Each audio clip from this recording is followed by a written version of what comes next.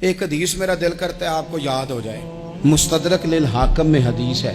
حضرت انس بن مالک رضی اللہ تعالیٰ عنہ فرماتے ہیں ایک بھائی حضور کی بارگاہ میں بیٹھا رہتا تھا،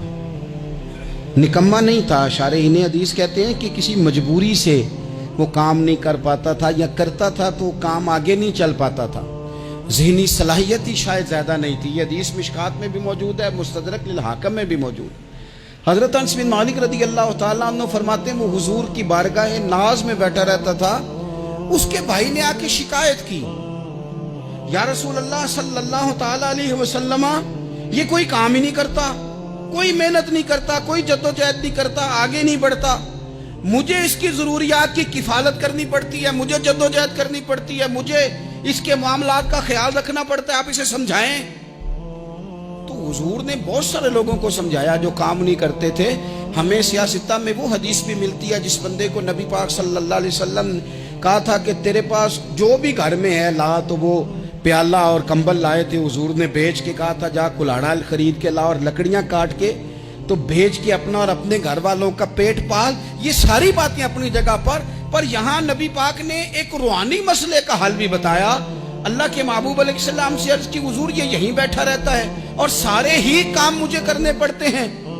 تو حضور نے نظر مبارک اٹھا کے بھائی کی جانب دیکھا جو بھائی کا شکوہ کر رہا تھا، تو کریم محبوب فرمانے لگے ہو سکتا ہے یہ جملے میرے محبوب کے، ان کو کہیں لکھنا، ان کی مٹھاس دیکھو، ان کا حسن دیکھو، اور بھائیوں کی محبت کے بیج جو رسول پاک پیوند لگا رہے ہیں اور جوڑ رہے ہیں، اور جس انداز میں بھائی کو بھائی سے ملا رہے ہیں، اس لہجے کے حسن کی مٹھاس کو بھی ذرا چکھ کے دیکھو۔ حضور فرمانے لگے ہو سکتا ہے رب تمہیں جو رزق دے رہا ہے وہ اسی بھائی کی وجہ سے دے رہا ہے۔ بھائی بھائیاں دے ویری ہوندے تے بھائی ہی بھائیاں دیاں باواں، او بھائی ہو سکتا ہے اس کی وجہ سے تجھے مل رہا ہو، اس کی وجہ سے۔ وہ دروازے نہ بند کریں جن دروازوں کی برکت سے روزی آتی ہے، کبھی بھی وہ کام نہ کریں جن کاموں کی اگر آپ کو کل تک برکت تھی، کل تک کام ٹھیک چل رہا تھا، کل تک نظام بہتر تھا، اور آج آپ کو محسوس ہوتا ہے کہ کہیں کمزوری آ گئی ہے، کہیں حالات اس طرح کے نہیں رہے، تو پھر آپ غور کریں کہیں ایسا تو نہیں کسی غریب کا آپ کے گھر سے رزق جاتا تھا اور آپ نے بند کر دیا، کسی کی مدد ہوتی تھی آپ نے بند کر دی، کسی کے ساتھ شفقت ہوتی تھی آپ نے بند کر دی، کوئی شخص آپ کی وجہ سے تسلی میں تھا اور پھر آپ نے اسے تکلیف میں ڈال دیا۔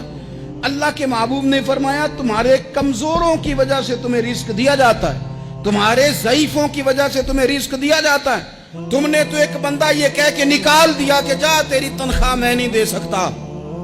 لیکن کیا پتا کہ اس کی تنخواہ کی وجہ سے ہی باقی سارا کچھ بھی آتا ہو، کیا پتا کہ اسی کے سبب سے اللہ انعام فرماتا ہو۔ لہٰذا ان روحانی مسائل کا بھی تھوڑا سا خیال کریں۔